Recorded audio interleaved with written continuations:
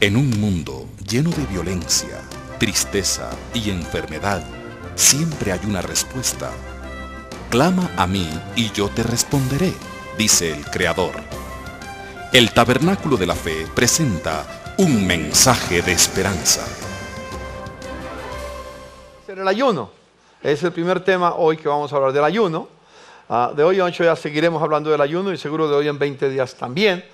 Y quiero mencionar algunas cosas importantísimas en nuestra vida. Hay una enseñanza. Jesús tuvo, a ver, ¿cómo lo digo más claro? Hay dos palabras que debemos conocer, que ya las he mencionado otras veces en la vida cristiana. Una palabra es querigma. Digan conmigo, querigma. Ya lo he dicho otras veces. ¿Cuántos saben lo que es querigma? Allá lo enseñaba acá. ¿Sí? Querigma es proclama. Es proclamar el mensaje de Jesucristo. Querigma es la proclamación. En este momento, como yo lo estoy haciendo aquí, es proclama. Estoy proclamando algunos principios especiales. La otra palabra es didaqué. Didaqué. Esa una enseñanza, o mejor, querigma, es la proclamación de Cristo, de la persona de Cristo. Querigma, la proclamación de la persona de Jesús. Didaqué es la proclamación de las enseñanzas de Cristo. Uno es la persona de Cristo, es el querigma, y la otra es, ¿qué? Las enseñanzas del que proclamamos. Tenemos que tener las dos cosas, no solamente al Señor, sino sus enseñanzas. Porque si uno tiene al Señor, a Jesús, pero no tiene sus enseñanzas, Jesús dijo, ¿por qué me llaman Señor, Señor y no hacen lo que yo les mando? Así que no es solamente hay que creer en Cristo, hay que obedecerle a Cristo. Dígale a su hermano, no solamente hay que creer en Cristo, hay que obedecerle a Cristo. Necesitamos. Eso es importante que lo entendamos, la importancia de obedecer al Señor.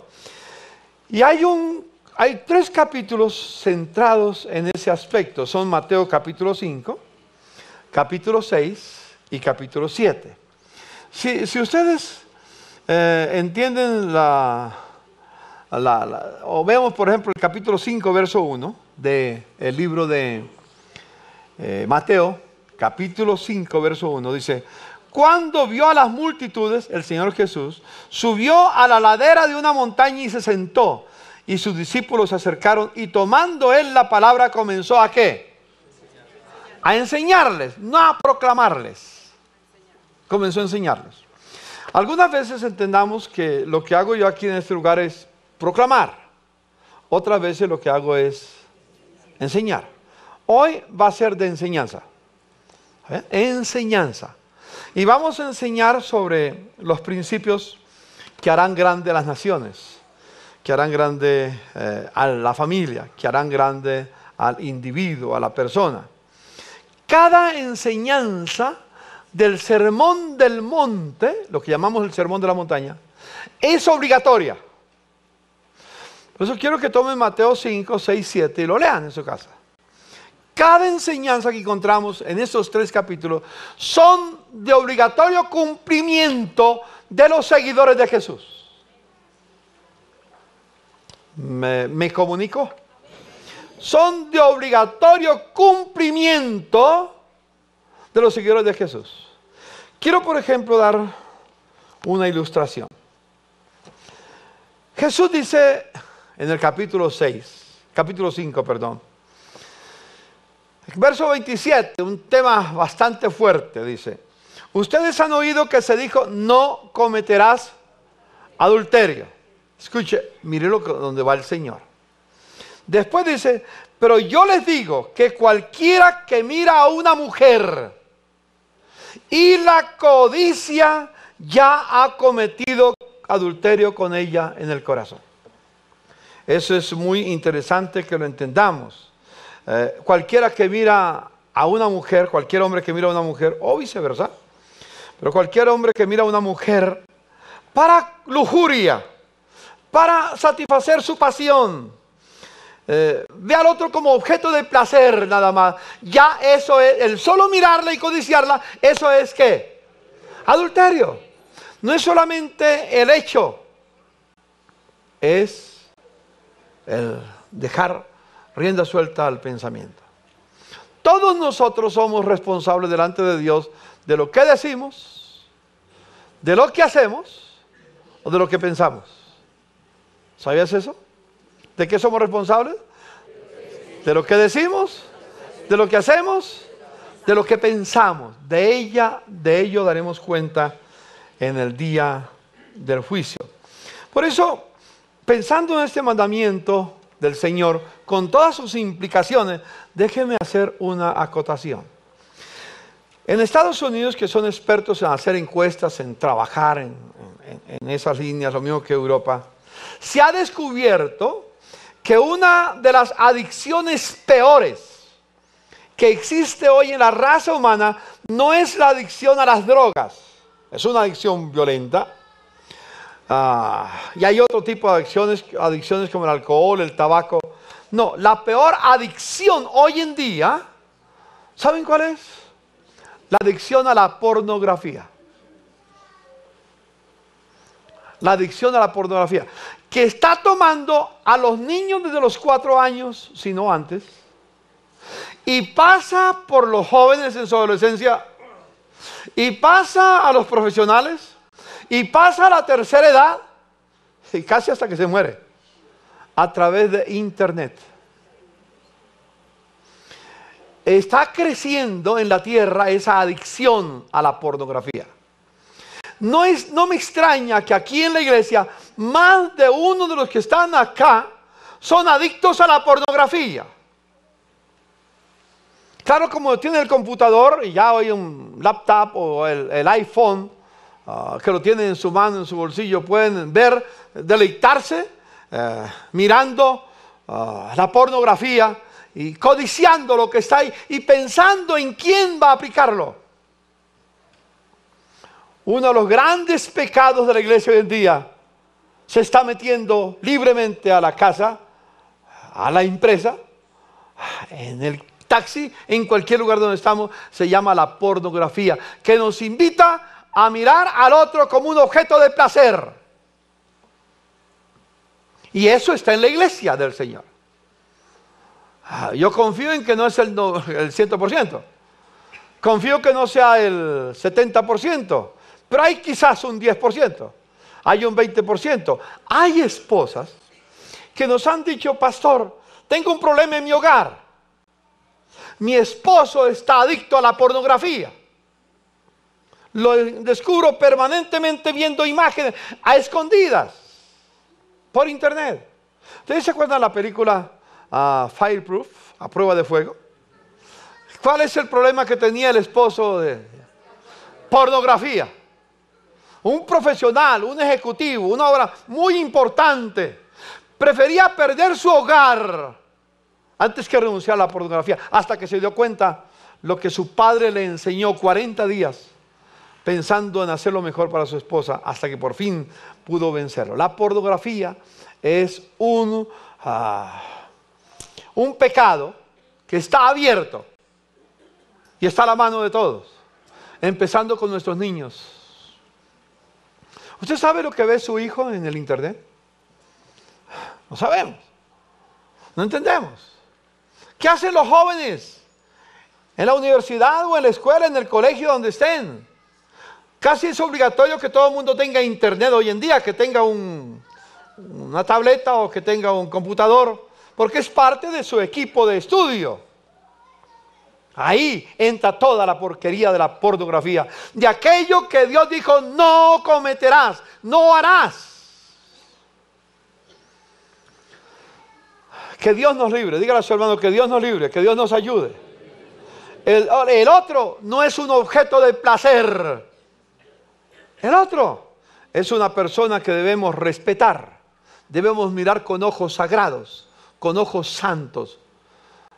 Si yo permito que eso se entre a mi mente, indiscutiblemente tarde o temprano eso va a estar floreciendo en mi camino. En mi camino. Y estamos expuestos todos a hacerlo, a vivirlo. Entonces, eso como un ejemplo solamente. Cuando miramos el libro de El Sermón de la Montaña, quisiera mencionar que hay algunas virtudes que nosotros tenemos que desarrollar en nuestra vida. Pero antes de hablar de las virtudes que debemos desarrollar en nuestra vida, déjeme compartir algo de la grandeza de algunas naciones de la tierra. Años atrás en Occidente, como decía Vishal Mangalwadi hace mes y medio entre nosotros en la visita que hizo, ¿qué hizo grande a los Estados Unidos? ¿Qué hizo grande a los Estados Unidos? Hoy está en decadencia Estados Unidos. Pero para ilustrar, hay 7 principios que Estados Unidos tomó en su vida y los acompañó con ayuno y oración para poderlos vivir. Mire, no solamente los principios. Usted puede tener principios muy especiales, pero si no los acompaña con el poder de Dios que se manifiesta a través del ayuno y de la oración, no vas a poder desarrollarlos como Dios quiere, y tarde o temprano va a tener sus conflictos en su vida. Menciono 7 principios que fueron en los Estados Unidos que están siendo violados en este momento en el país. Que si no los teníamos en plenitud anteriormente, de alguna manera se reflejaban en nuestra vida, en la sociedad colombiana. Pero que en los últimos años empezó a degradarse completamente. El primer principio que tenían en los Estados Unidos, el primer principio era la dignidad de la vida humana. Cuando digo la dignidad de la vida humana, tiene que ver con esos principios que tiene que ver con el ser desde el momento de la gestación hasta la tumba. La vida humana es sagrada. Hoy en día no se puede hablar de que la vida humana es sagrada. Estos días estuve en Caracol Internacional, el día miércoles creo pasaron por la noche, en el programa Polos Opuestos, y me invitaron para ir a un debate en televisión, que fue por toda la tierra, a través de Caracol Televisión Internacional. El debate era sobre la eutanasia. El mismo día que se estaba discutiendo la eutanasia en el Congreso, que estaba dándose el desarrollo final, que al final se aprobó en la Cámara, en la Comisión Primera del Senado, y que ahora pasa a plenaria del Congreso y del Senado, y luego va a pasar a la Comisión Primera de la Cámara de Representantes y luego a la Cámara de Representantes, exactamente, y va adelante. Ganaron 10 votos contra 4 a favor de la eutanasia. El tema que teníamos era sobre cuál era la diferencia entre la posición cristiana y la posición no cristiana. Y tuvimos que enfrentar a personas muy capaces del otro lado. Ahí estaba el presidente de la Fundación Derecho a Morir Dignamente. Una palabra linda, ¿no es cierto? ¿Cuánto les gustaría morir dignamente? A todos.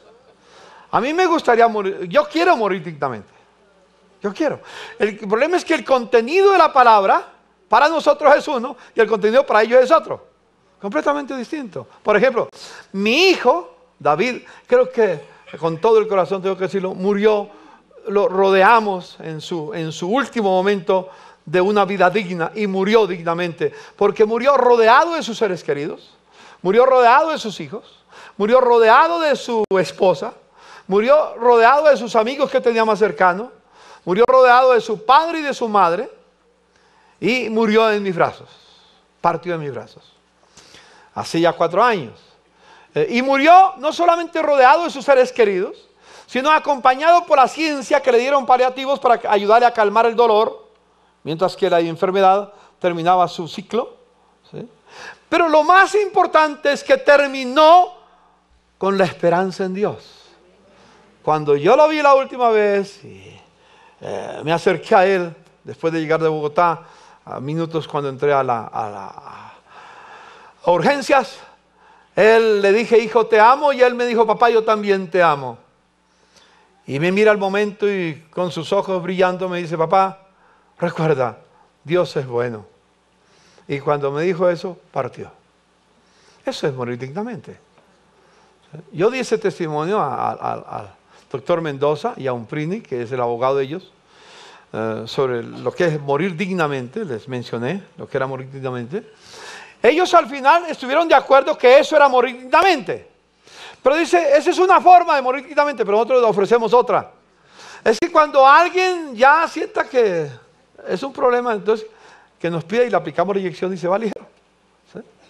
Y ese es nada más que el comienzo. Hitler comenzó así. Si uno estudia la historia de la Segunda Guerra Mundial con Hitler, con los alemanes, 1920 comienza la historia en Alemania, y luego en 1938 Hitler autoriza que le apliquen la eutanasia a un niño que tiene muchos problemas, y le aplican la inyección y lo matan. Ahora, él se enamora de la eutanasia y no se circunscribió a los que estaban enfermos, sino que continuó después con los que eran un problema para el sistema. Y él creía que los judíos eran un sistema para la raza aria. Y entonces dijo, aplicarle la eutanasia a todos los judíos. Esa es parte de la historia real. Y luego vio que los gitanos eran un problema también y dijo que se la aplica a los gitanos. Y después vio que los negros eran un problema, dijo que se la aplica a los negros porque queremos desarrollar la eugenesia, una sociedad o una humanidad de raza pura. Los gitanos no son puros, los judíos no son puros, decía él, los negros no son puros, y además los que nacen discapacitados tampoco son puros, hay que eliminarlos. Y luego después ya todo estaba proyectado para eliminar a los de la tercera edad. Se abre la puerta, ¿quién la para? ¿Quién la para? Cuando se desconoce a Dios. Le decía al doctor Mendoza, el presidente de la Fundación Derecho a Morir Dignamente, le decía, doctor, déjeme mencionarles que para nosotros la vida es sagrada. Y él dijo sencillamente, yo no acepto eso de que es sagrada porque yo no creo en Dios. Eso no es sagrado. La vida es algo que apareció, punto. ¿Qué diferencia, no es cierto?, entre lo que pensamos nosotros. La vida para nosotros es sagrada porque tiene origen en Dios. Él es el que nos da la vida y Él tiene derecho a quitarla cuando Él quiera. Sabiendo que cuando la terminemos aquí en la tierra, la heredaremos en el cielo eternamente. Amén. La persona que fue engendrada en este mundo ha sido engendrada con la intención de Dios de que viva para siempre. Dios ha puesto eternidad en el corazón del ser humano y nos dio un camino para tener la vida eterna, que es el camino de Jesucristo. Por eso los Estados Unidos se levantaron con este principio, dignidad de la vida humana, se respetaba, nunca se pensó en el aborto, jamás. Jamás se pensó en el aborto. Jamás se pensó que un discapacitado era un problema para la sociedad. No era una sociedad hedonista que se amaba a sí mismo. Era una sociedad que tenía principios muy especiales. Respetaba la dignidad de la vida. Así se levantó Estados Unidos. Hoy en día la vida en nuestro medio vale poco. Vale menos que un celular. Puede hacer cualquier cosa para matarlo, tranquilo. No tiene problema. Eso fue lo primero que tenemos que hacer, es recobrar la dignidad de la vida humana, y para recobrar la dignidad de la vida humana tenemos que ser una congregación que ayuna y ora porque este principio se respete en la tierra. Nos duele cuando pasan cosas como las que continuamente estamos oyendo, aunque pareciera que ya estuviéramos acostumbrados a oírlo. Un segundo principio que tenía es la monogamia, el matrimonio entre un hombre y una mujer. Matrimonio entre un hombre y una mujer en pacto para siempre. Cuando Dios estableció el matrimonio, lo estableció sin excepciones. El divorcio no ha sido jamás algo que está en el plan de Dios. Entonces, la monogamia es muy interesante. Era ese principio del matrimonio entre un hombre y una mujer unidos en pacto matrimonial para toda la vida. Así se estableció en los Estados Unidos. Y así debe de ser en la iglesia del Señor. Así también. Hoy en día el divorcio es muy sencillo en nuestra cultura. que se da. Y ya no es el matrimonio entre un hombre y una mujer, sino entre dos personas. Una de las cosas que tenemos que orar mucho, porque, a ver, ese proceso de paz que se está hablando hoy en día, se presume que ya está hecho. Ya está hecho. Y una de las condiciones que ha puesto la FARC y que otros ya están trabajando, las cortes están trabajando en este momento, es modificar la Constitución Política de Colombia. Y ya se lo dije, una de las modificaciones es el artículo 42 de la Constitución, que dice que Colombia reconoce la familia, comienza con la unión entre un hombre y una mujer en matrimonio. Eso va a ser cambiado. Colombia va a seguir reconociendo la familia, pero no entre un hombre y una mujer, sino entre dos personas. O quizás entre otras personas, quizás ni lo va a especificar. No sé lo que va a pasar. Pero los Estados Unidos se fundamentó sobre el matrimonio entre un hombre y una mujer en pacto matrimonial para siempre. El tercer principio, y eso lo acompañaron, digo, todas estas cosas las acompañaron en ayuno y oración. Las iglesias en ese tiempo, los líderes de ese tiempo, llamaban a la nación para orar por cada principio de ellos. El tercer principio es la ética del trabajo, con el cual se levantó esa nación, igual que muchas naciones en Europa. La ética del trabajo, es decir, hacer las cosas con excelencia. Y esto implica dos cosas importantes. Para el empresario, para el que emplea a las personas, significaba que el empleado tenía derecho a un sueldo digno para vivir. Implicaba un salario digno para desarrollar su vida, el trabajador. Y implicaba también honestidad de parte del trabajador. La ética protestante del trabajo se manifiesta desde la Reforma en el siglo XVI con Calvino, con la famosa ética del trabajo, el derecho al trabajo pero con dignidad. Y cualquier tarea que uno haga, si es trabajo, es digna. Uno de los problemas, mire la diferencia entre Estados Unidos y Colombia. Uno encuentra muchas veces en tiempos de crisis, encuentra en restaurantes a personas que tienen máster. Tienen su máster en medicina, máster en leyes, máster en todo, pero lavando platos en los restaurantes. Porque para ellos, si no hay trabajo en lo que tienen, lo importante es tener trabajo para sostener su familia. Y no se sienten menores. Es digno. En nuestro medio, un gran problema que yo tengo personalmente cuando mucha gente me dice, pastor, ayúdame a conseguir empleo. Entonces, pero siempre me ponen la condición. Yo tengo este título y quiero un trabajo en ese título. Pues yo no puedo dar trabajos, ni puedo garantizar. Puedo ofrecer la hoja de vida a otro. ¿Estás listo a trabajar en lo que le ofrecen? No, si no es porque me degrada, me dicen. Me degrada. Bueno, la ética del trabajo no tiene problemas. El trabajo lo hizo Dios. Y el trabajo es digno. El cuarto principio era una educación centrada en Dios. Educación centrada en Dios, basada en las Sagradas Escrituras. Educación centrada en Dios. Ellos creían sencillamente que la educación centrada en Dios comenzaba con el temor de Dios, que es el principio del conocimiento. Ese principio de la sabiduría. Proverbios 1:7 dice: el principio de la sabiduría, el principio del conocimiento es el temor de Dios.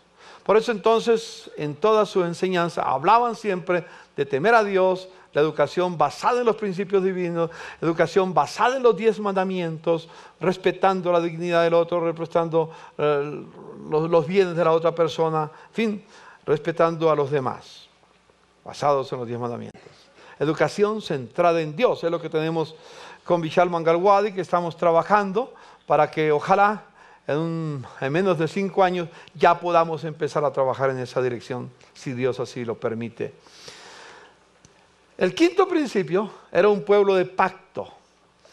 Un principio de pacto, pacto con Dios y pacto con los unos con los otros, de apoyarse mutuamente, de trabajar juntos para llevar a una nación en triunfo, en victoria.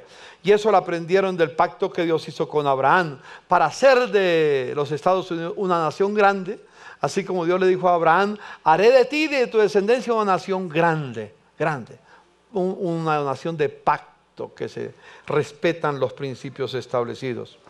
El sexto era lo que llamaban ellos de esencia común. ¿Cuál es el sentido que ellos han tenido o tenían en su tiempo de esencia común? Es sencillo, no hacerle al otro lo que yo no quiero que me hagan a mí. Basado en el principio, amarás a tu prójimo como a ti mismo.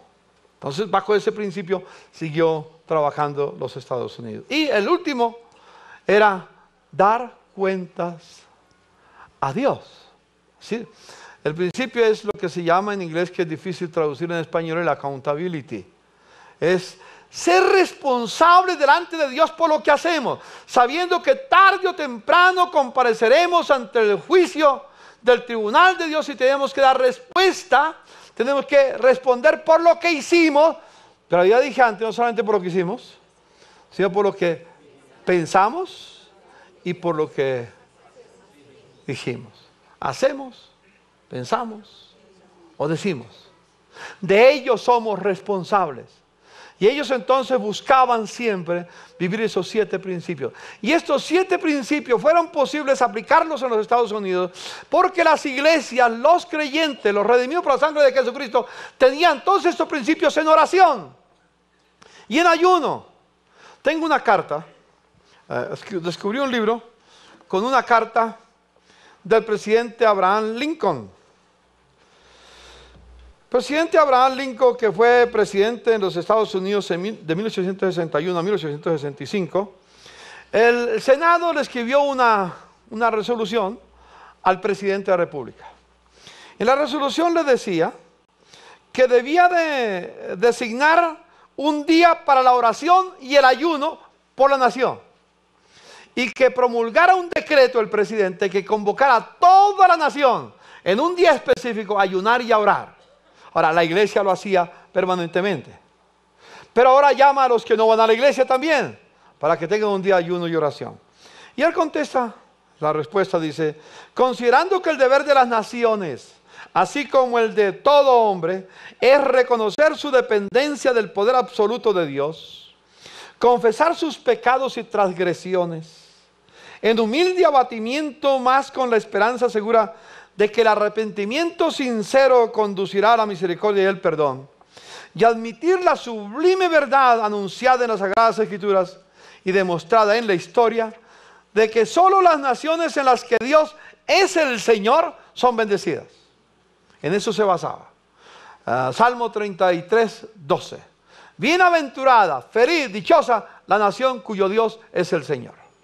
Entonces, basado en ese principio, dice él lo siguiente: sabiendo, como sabemos por su ley divina, que las naciones, igual que los individuos, están sujetos al castigo y la reprensión en este mundo, ¿cómo temeremos en justicia que la terrible calamidad de la guerra civil en la cual se encontraban en ese momento, que ahora aflige esta tierra, no sea un castigo que nos inflige por nuestros pecados presuntuosos, para alcanzar el fin necesario de una renovación nacional como un pueblo unido? Es decir, a los que a Dios aman todo ayuda bien. Entonces, en esa reflexión les iría llevar a una victoria. Hemos sido los receptores de las mejores bendiciones del cielo, decía Abraham Lincoln. Todos estos años hemos sido preservados en paz y prosperidad. Todos estos hemos aumentado en número, riqueza y poder como ninguna otra nación. Pero hemos olvidado a Dios. ¿De qué sirve la prosperidad económica si se olvida a Dios? Y eso es lo que él tiene en su mente. Hemos olvidado a Dios. Hemos olvidado la mano de gracia que nos ha guardado en paz, multiplicándonos, enriqueciéndonos y fortaleciéndonos. Y hemos imaginado en nuestra vanidad, debido al engaño de nuestros corazones, que todas estas bendiciones provenían de una sabiduría y virtud superiores que nosotros mismos poseíamos. embriagados del éxito sucesivo, nos hemos vuelto demasiado autosuficientes como para seguir la necesidad de la gracia que redime y preserva, demasiado orgullosos para orar al Dios que nos creó. Por tanto, decía él, tenemos la responsabilidad de humillarnos ante el poder ofendido que es Dios, confesando nuestros pecados como nación, llorando para obtener clemencia y perdón. Cuando leía este decreto del presidente Lincoln, me imaginaba un día, ojalá el presidente Santos un día haga lo mismo. Ojalá. Lo hemos intentado. He hablado con la curia, he hablado con con el nuncio, representante del Papa en Colombia. Hemos tratado, pero ha habido oídos sordos de parte de los gobiernos anteriores. Con este no hemos logrado todavía, pero ha habido oídos sordos completamente. Por consiguiente, ahora, cumpliendo con la petición y aceptando plenamente los puntos de vista del Senado, mediante esta proclama yo designo y aparto el jueves 30º día del mes de abril de 1863 como día de humillación nacional, ayuno y oración. Todos estos principios que dije, que hicieron grande a Estados Unidos y que harán grande a cualquier familia, tomen esos principios y aplíquenlos en su hogar. Tomen esos principios y aplíquenlos en la vida de sus hijos. Enséñenos en esos principios. Tomen esos principios y aplíquenlos en su negocio. Tome esos principios y aplíquelos en su empresa. Aplíquelos en sus relaciones y verás que serás grande. Amén. Es grande porque es la palabra de Dios. Entonces él decretó ayuno y oración. En consecuencia requiero al pueblo que se abstenga ese día de sus actividades seculares y habituales y se una en los diversos lugares de adoración pública y en sus respectivos hogares, para consagrar el día como santo para el Señor, entregándole a los deberes religiosos propios de esta solemne ocasión. Y continúa con otros aspectos similares. ¿Cómo no iba a ser Estados Unidos una nación grande? Con principios surgidos de la palabra de Dios, con presidentes y congresos que temían a Dios, cortes que temían a Dios, actuaban conforme a los principios divinos y convocaban al pueblo a la oración y al ayuno.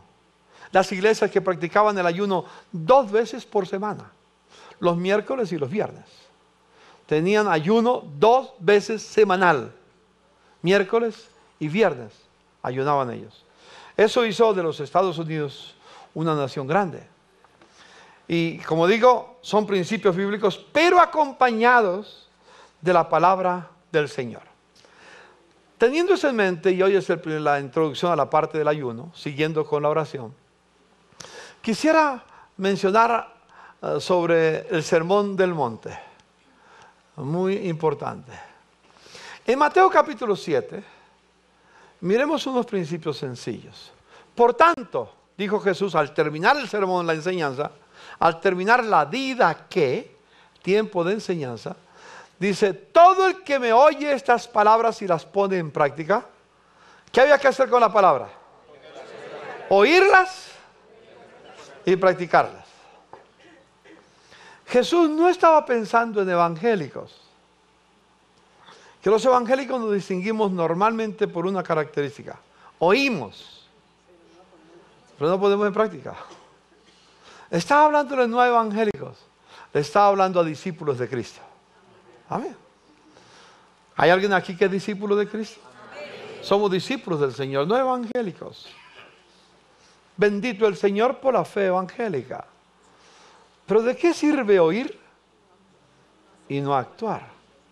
Jesús dijo, cualquiera que me oye estas palabras y las pone en práctica es como un hombre prudente que construyó su casa sobre la roca, sobre territorio sólido, sobre el suelo sólido.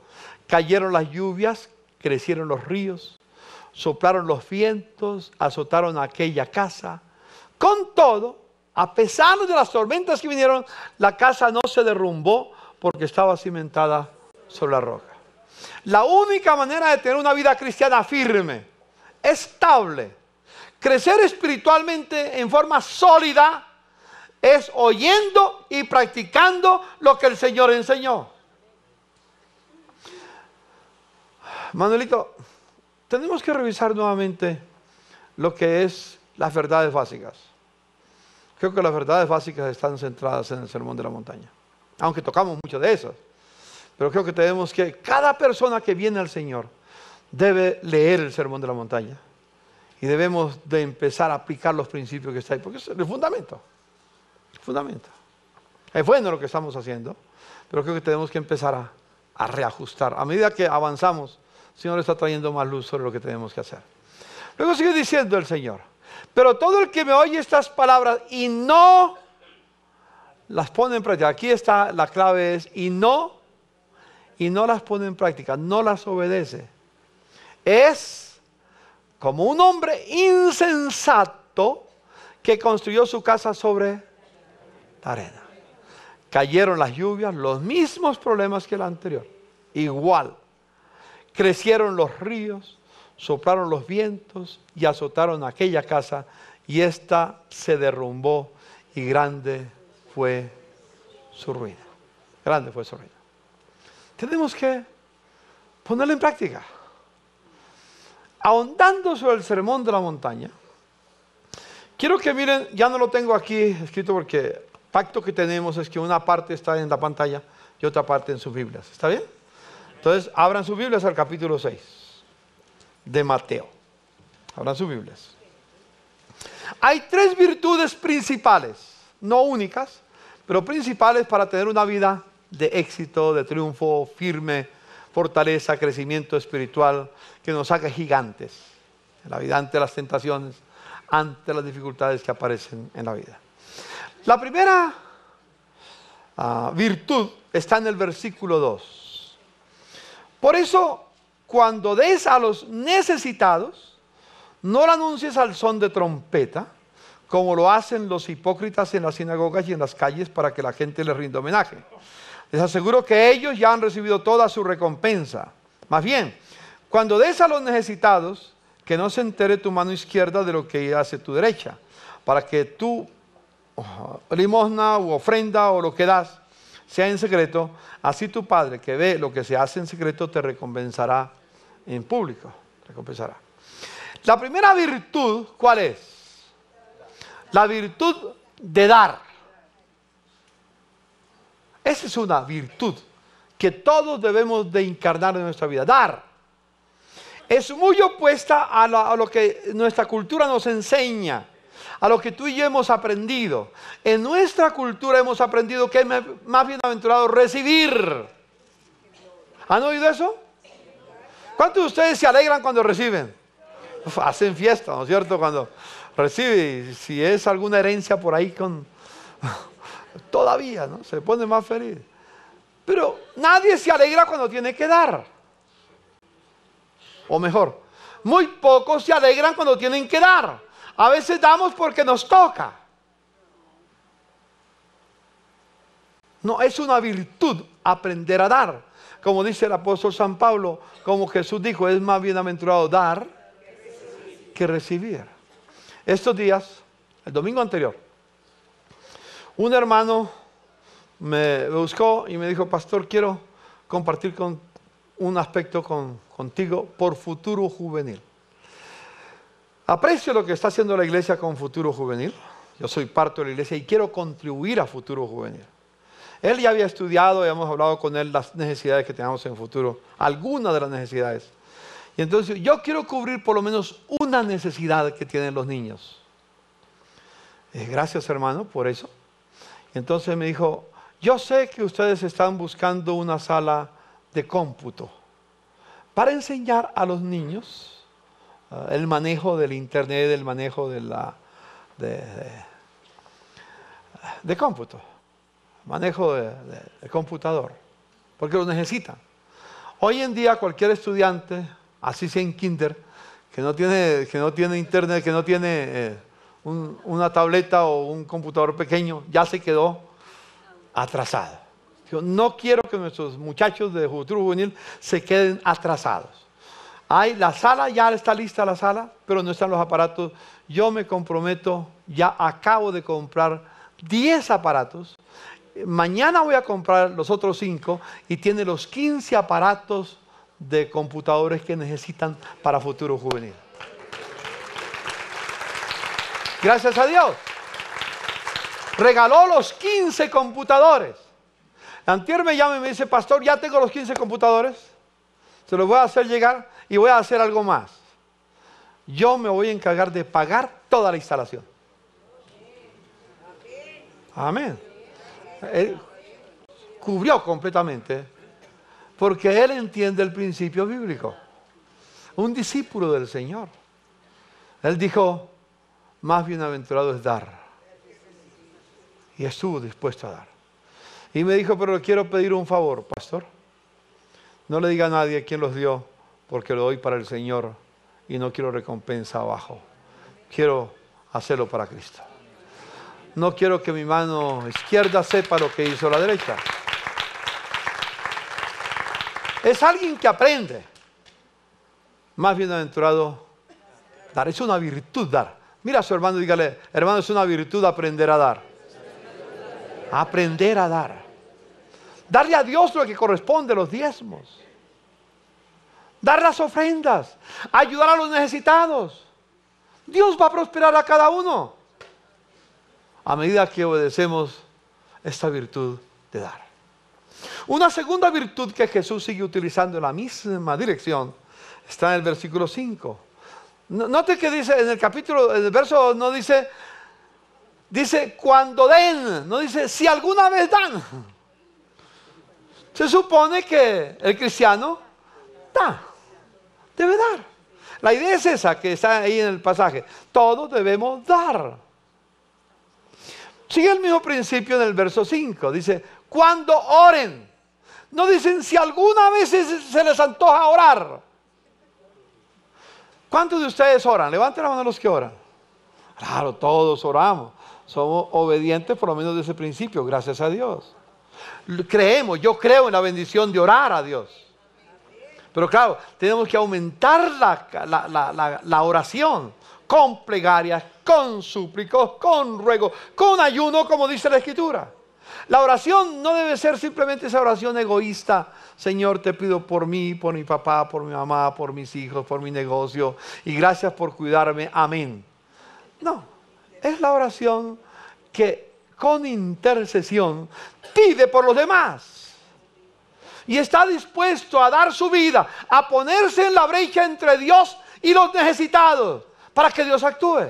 En este caso, como ciudadanos colombianos, ponernos en la brecha entre Dios y el pueblo colombiano que se aleja de Dios, para decirle a Dios, Dios, detén tu juicio sobre Colombia y danos la oportunidad de anunciar tu palabra para que Colombia vuelva su corazón a ti.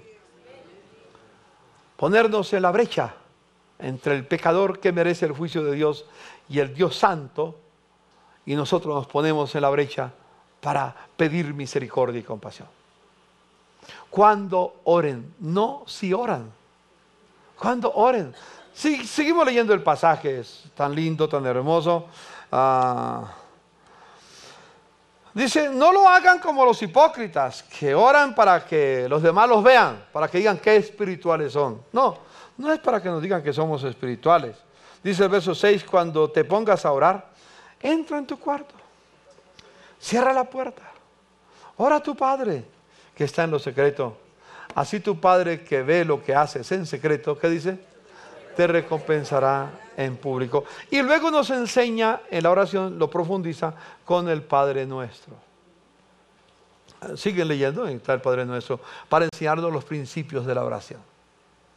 Siguiendo el mismo principio, pasa una tercera virtud. Primera virtud, ¿cuál es? Dar. Segunda virtud, orar. Tercera virtud, ¿cuál es? En el verso 16. Cuando ayunen, sigue la misma secuencia. No se ayunan. No si alguna vez se les antoja aguantar hambre. Porque hay algunos que al ayuno es aguantar hambre. Una vez me dice un hermano, hermano, estoy en ayuno. Bueno, te bendigo, hermano. Dice, es que me tocó.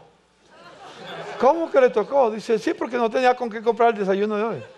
Entonces, no es que le toca es que decide abstenerse de alimentos por un periodo de tiempo para pensar en Dios.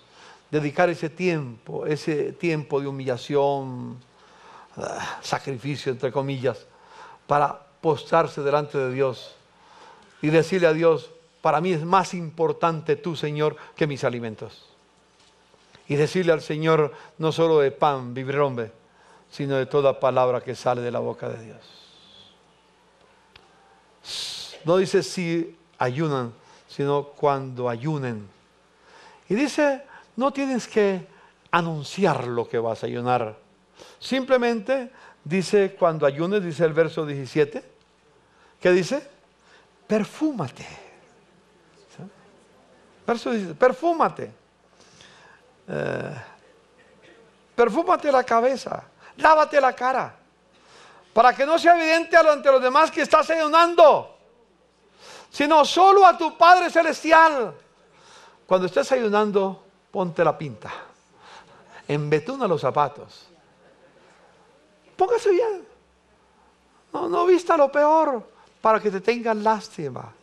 No, te vas a presentar delante del Rey de Reyes y Señor de Señores. Y cuando nos presentamos delante del Rey de Reyes y del Señor de Señores, debemos estar lo mejor que podamos. Amén. Dígale a su hermano: cuando ayunes. La pregunta es: ¿cuándo ayunas? La pregunta es: ¿cuándo ayunas? ¿Sí? Si tú pones de 1 a 10 el ayuno, no levanten la mano para no hacerlo caer en pecado. ¿Cuánto ponen 10? No levanten la mano.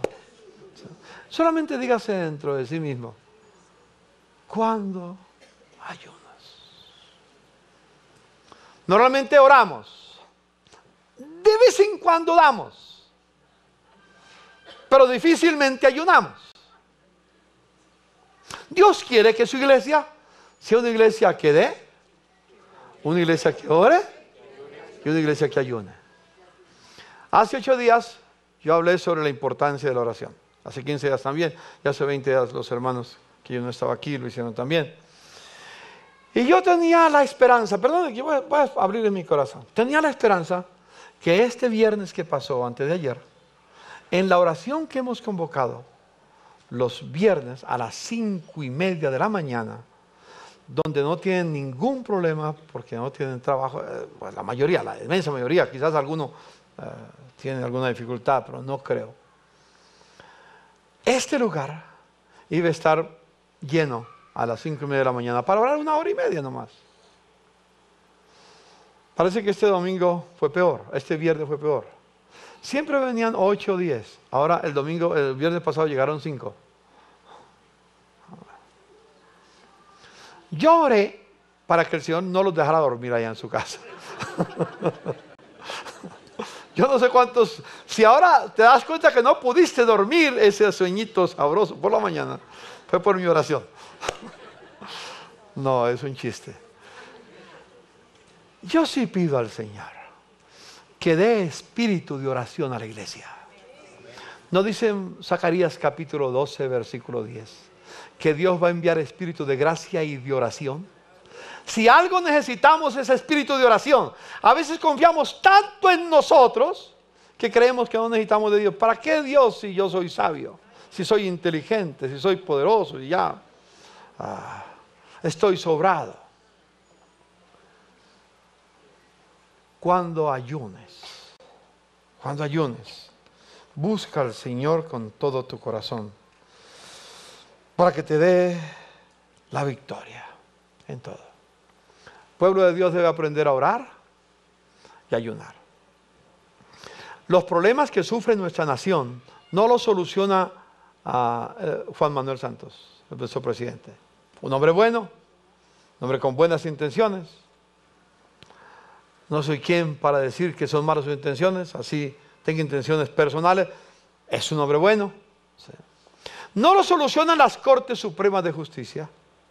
No lo soluciona el Congreso, los problemas de Colombia. No se van a firmar mañana en Oslo. ¿Oslo?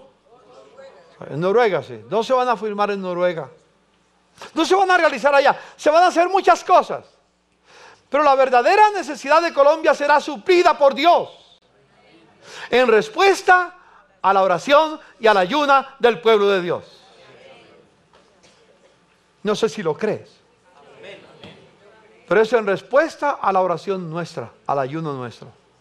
Por eso quiero convocarles, hermanos, a que entendamos la importancia del ayuno y la oración. Y que le dediquemos por lo menos 2 veces a la semana, medios días, por lo menos medios días. Sin comer nada, no se va a morir.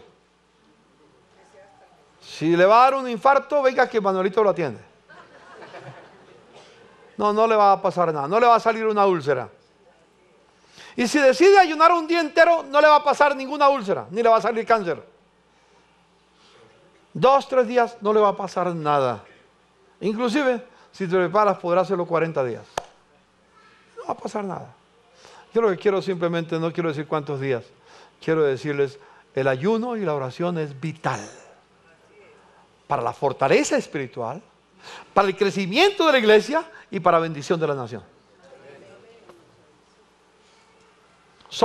Debemos ser una iglesia que ayuna y ora. Mi casa de oración será llamada. Y da. Mi casa de oración será llamada, dijo el Señor. Yo terminaría esta mañana en el libro de 2 de Crónicas 7:14. Miremos para terminar. ¿Lo leen conmigo? Si mi pueblo que lleva mi nombre se humilla, escúcheme, esa palabra humillarse implica ayuno. Se humilla y ora y me busca y abandona su mala conducta, yo los escucharé desde el cielo, perdonaré su pecado y restauraré su tierra. ¿Qué es mala conducta? Es una pregunta. ¿Qué es mala conducta? Yo si le pregunto cuando ustedes tienen mala conducta, pues ustedes no son perfectos, pero no creo que puedan ser acusados de mala conducta. Yo creo que ustedes no son mentirosos, ni son ladrones, ni son borrachos, ni son adúlteros, ni son fornicarios, ni tienen una buena conducta, gracias a Dios. Gracias a Dios por su conducta. Pero ¿qué es mala conducta? Entonces, ¿se aplica eso a nosotros o no se aplica? ¿Sabe qué es mala conducta? Mala conducta es no hacer lo que el Señor quiere que hagamos. Eso es mala conducta. Desobedecer abiertamente a Dios. Si Dios nos pide que oremos, ¿qué es mala conducta? No orar. Si Dios nos pide que ayunemos, ¿qué es mala conducta? No ayunar. Si Él pide que demos, ¿qué es mala conducta? No dar. Mala conducta. Dígale a su hermano, yo quiero que Dios me libre de la mala conducta. Es decir, somos llamados a obedecer. Las tinieblas cubren la tierra, como lo dije antes, pero somos la luz del mundo. La luz ha venido a nuestro medio y Dios quiere que brillemos en las naciones. Señor, queremos darte gracias en esta mañana, porque tu gloria ha venido sobre nuestra vida, Señor. A ti te plació que tu luz resplandezca sobre la iglesia y proclamaste diciendo: ustedes son la luz del mundo. Señor, somos la luz de Colombia, Señor. La luz de Colombia no nace de las universidades, no surge de la Casa de Nariño. La luz de Colombia no surge de las cortes. La luz de Colombia surge de la iglesia, porque tú has reflejado tu gloria sobre nosotros. Permite, Señor, que al ser iluminados con tu presencia, podamos iluminar la tierra, Señor. Iluminar nuestros hogares, iluminar nuestros trabajos, iluminar las universidades, los colegios, las escuelas, doquiera estemos, Señor mío. Que cuando un cristiano llegue a alguna parte, algún discípulo de Cristo llegue a algún lugar, llega la luz tuya, Señor mío. Y aunque no entiendan los que están presentes, algo distinto sucede cuando un cristiano aparece, porque tu luz le acompaña. Bendigo a tu pueblo en el nombre de Jesús. Amén.